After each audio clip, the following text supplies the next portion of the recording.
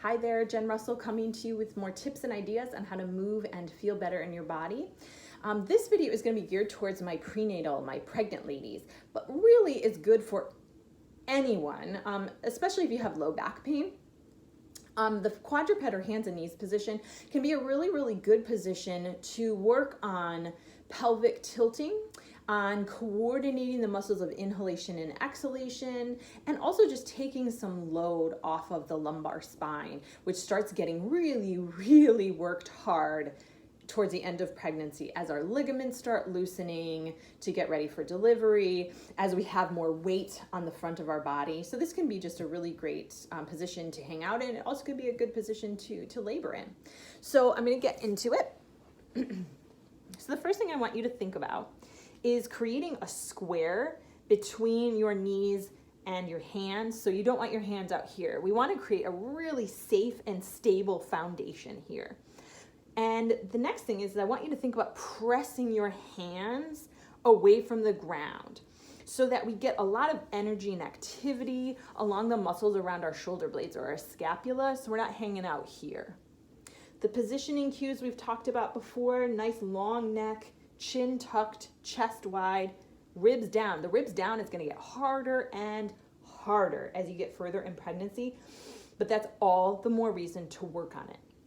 Because if you allow the ribs to start flaring up, you're going to pull your diaphragm, which is your main muscle of inhalation. It needs to be able to descend on the inhale.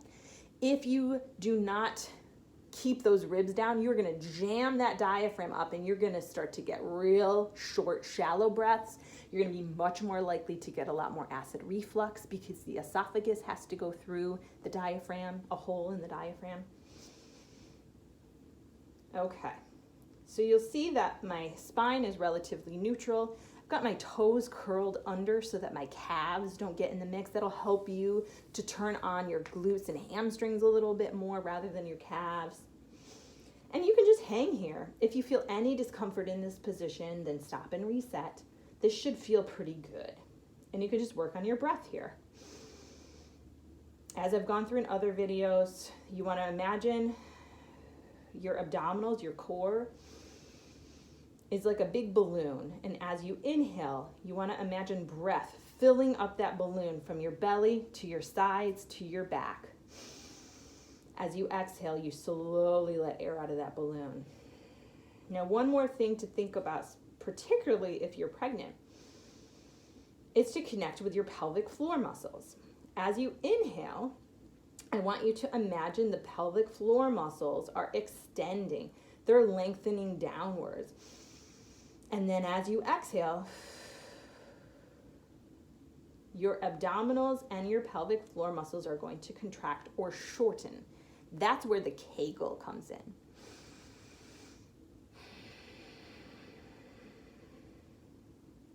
We're not meant to walk around holding a Kegel.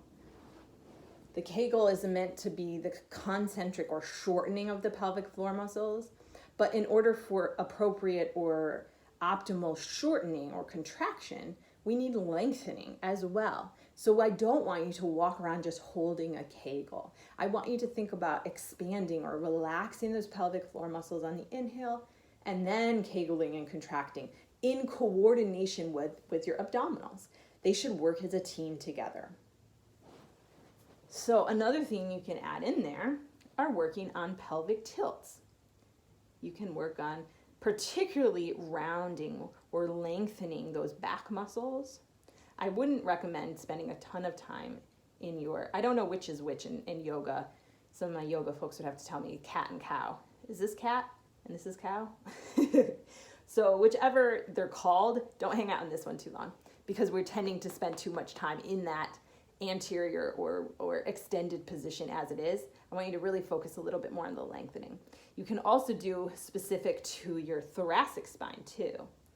You can push and extend there. And then additionally, you can do a rocking drill wherein you can rock back into your heels and come back up. You can coordinate with your breath. Inhale on the way down, exhale on the way back. Or you can just hang back here and you should feel a nice lengthening or stretching This is a position where if you want to go into plantar flexion or put your toes down, you could do that. That obviously will get harder as your belly gets bigger, but it can just be a nice move for creating some length or stretch in those those low back muscles, those ligaments back there. So that's just another idea for another movement, another position to hang out in as you're getting through pregnancy. And like I said, this isn't only for pregnant women, but I thought it would be a specifically helpful for those of you who are pregnant out there. So I hope you find that helpful, and congratulations on your pregnancy. It is a beautiful and pretty, I think there's a Sarah McLachlan song called Ordinary Miracle, and I think absolutely that's what pregnancy and birth is. So I wish you the best and hope you're safe and well. Thanks for watching.